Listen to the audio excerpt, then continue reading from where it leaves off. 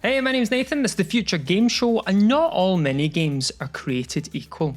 Most are designed to be mere minutes-long diversions from the core experience, but others outshine that core adventure to become gaming experiences in and of themselves that we leave our partners and children to continue playing until the day we die. Why did you leave us, Dad? Why did you leave us for Monkey Football from Ape Escape 2? So today, why don't we have a look at the 10 best minigames ever? But before we get into it, as always, one of these entries has been chosen by you, the viewer. And if you'd like to potentially be included in next week's video, then why don't you comment below on what you think the best video game bromance is? Oh yes. But right now it's all about those smaller experiences because this is the top 10 best minigames in all of gaming. Number 10. Tekken Bowling, Tekken Tag Tournament. Because Tag Team Tekken action apparently wasn't enough for Tekken fans, Tekken Tag Tournament also featured a fiendishly addictive minigame called Tekken Bowl. Surely they missed a trick by not making it Tekken Tag Tennis Tournament. Come on, it was right there. As a follow-up to Tekken 3's Beach Volleyball, Tekken Bowl is exactly what you think it is, bowling with Tekken characters. But this isn't some half-arsed inclusion that was mocked up by Namco on a lazy Friday afternoon. It's a genuinely brilliant bowling game in its own right. Knocking down golden Hayachi pins with your chosen duo of fighters is arguably more fun than making them fight to the death, largely due to each combatant having their own unique attributes for bowling. Tekken Bowl proved so popular among players that it returned in Tekken 5 Dark Resurrection and Tekken 7, and it even got its own free mobile app, and that's when you know a minigame has hit the big time, when it inevitably gets its own soulless cash grab mobile app only played by divorcees and the mentally ill. God bless you, Tekken Bowl. I tell you what we need now, we need a follow-up video of Brian Cox breaking down all the Tekken bowling lore. Number 9. Gwent, The Witcher 3 Wild Hunt. It's simply impossible to make a list of all-timer minigames without mentioning The Witcher 3's legendary card game, Gwent. No, sorry, it's pronounced Gwent. Sorry. Card games and RPGs are of course nothing new, but Gwent is a wholly peerless breed,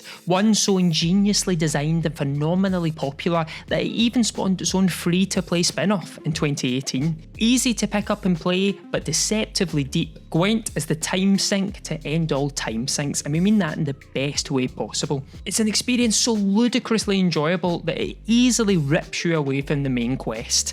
The only thing Geralt is looking for now is someone to help with his gambling addiction. Boasting a bevy of gorgeous cards and decks to experiment around while impressively still being supremely well balanced, Gwent is the platonic ideal of minigames, a fully formed gift that elevates and even fleshes out the core experience. Number 8. Taxi Missions, Grand Theft Auto 3.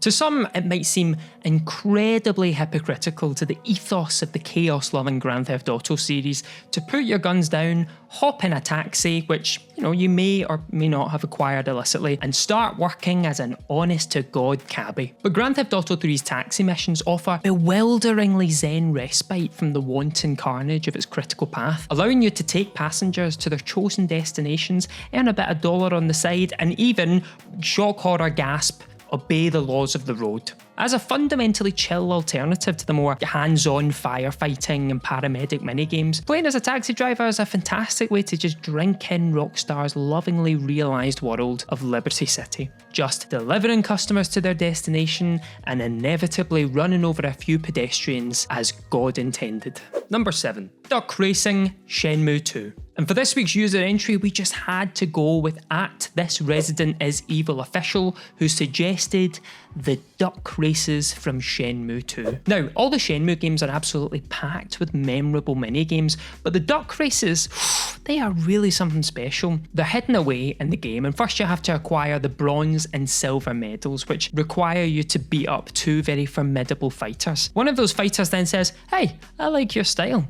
Meet me at the tomato convenience store, got something you might be into." So, of course, you go along, and what is it she introduces you to? Well, it is, of course, the lost art of duck racing. What does that consist of entirely? Well, you control a duck, and you race other ducks. But whoa, don't get ahead of yourself. You can't just instantly race a duck. No. First, as Rio, you have to track down and catch a duck. It's very much a duck hunt, if you will.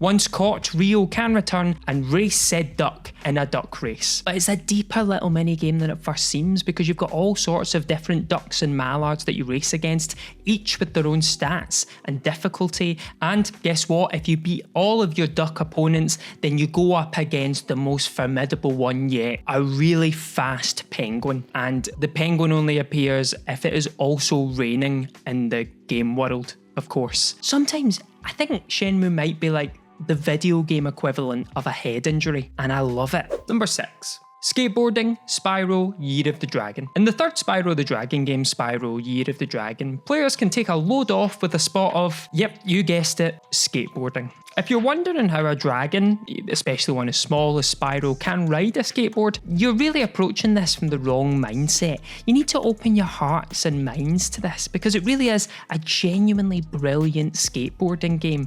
From the intuitive controls and spot-on physics to the excellent map design, topping your high score is one thing, but the sheer bevy of tricks you can pull off makes it clear that developer Insomniac Games put way more effort into this than they really needed to, or perhaps even should have. Nobody asked for a skateboarding minigame in a Spyro adventure, but in retrospect, it's tough to imagine Year of the Dragon without it, and it's a game to this day that still cannot be mentioned in front of Tony Hawk. Number 5. Dondoko Island, Like a Dragon, Infinite Wealth. The Yakuza and Like a Dragon franchise plays host to some of the most ludicrously entertaining minigames you'll find anywhere. Karaoke, darts, disco dancing, and some of them you can even get a shot of a playable Master System.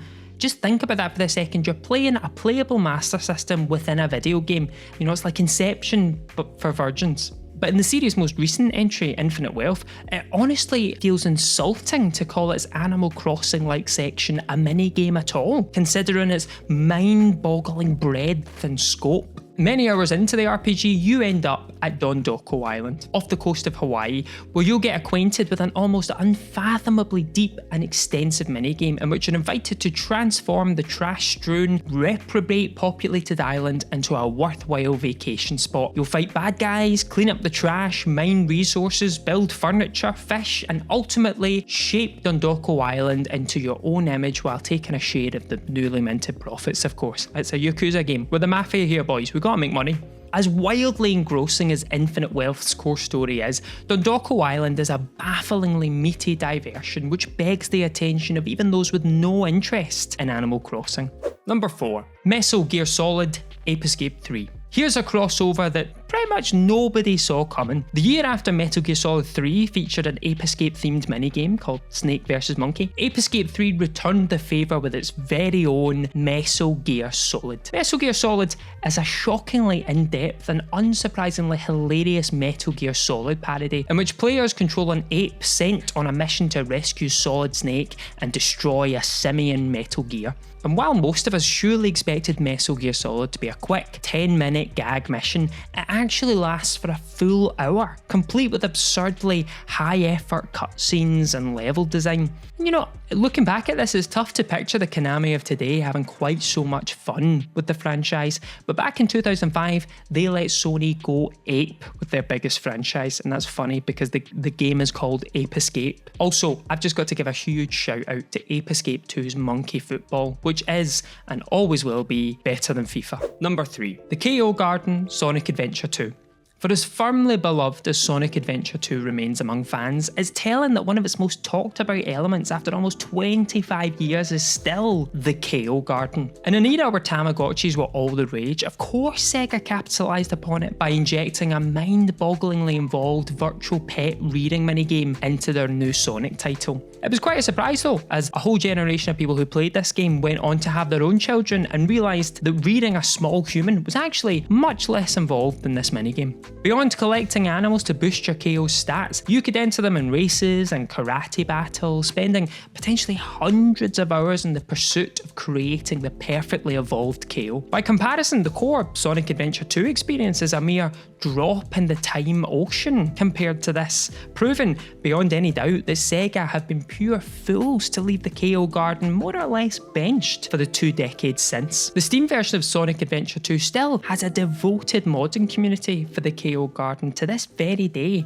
a community who sadly have no time to see their actual children. Number 2. Blitzball. Final Fantasy X. You knew it was coming because, as divisive as it might be, nobody who's played Final Fantasy X will ever forget Blitzball. A hilariously unwieldy car crash of football and water polo, Blitzball is an extra minigame in every sense of the word. Tough to fully comprehend at first, and yet tougher to pull entirely away from. In your pursuit of aquatic goal scoring, you'll be encouraged to build a roster of skilled players and enter tournaments. Look, can I just check, have I not got to save the world or something in this game? A diversion to enter a sports tournament does seem really irresponsible. This will be the Final Fantasy if they keep pissing about with this tournament. But the genius of Blitzball lies in structuring its gameplay just like the turn-based combat of the actual game, ensuring that it's fused with a similar but different layer of strategy and intrigue. Blitzball proved so popular that fans continue to campaign for a standalone game to this very day. For a sport that can't even be played in real life due to our stupid reliance on oxygen, it really is impressive how much popularity it's maintained almost 25 years later. Number 1. Fishing, The Legend of Zelda. And finally, it might not be a fancifully unhinged sport like Blitzball or a hilarious ape-themed parody, but sometimes familiar, easily understood comfort food is the best, just like The Legend of Zelda's lineage of calming fishing minigames. Fishing may be something of a Marmite activity in real life, you either love it or you hate it, but the barrier for entry is lowered considerably in digital form, especially when situated within the cosy world of Hyrule when it's not on fire or a dystopian hellscape.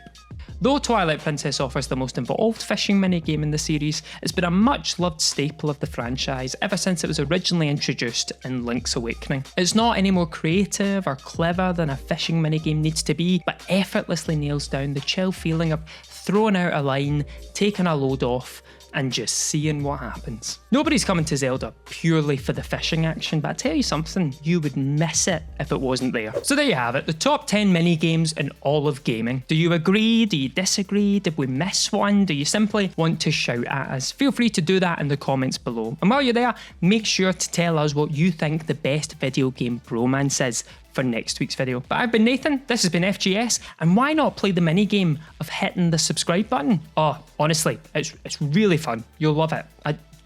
Trust me.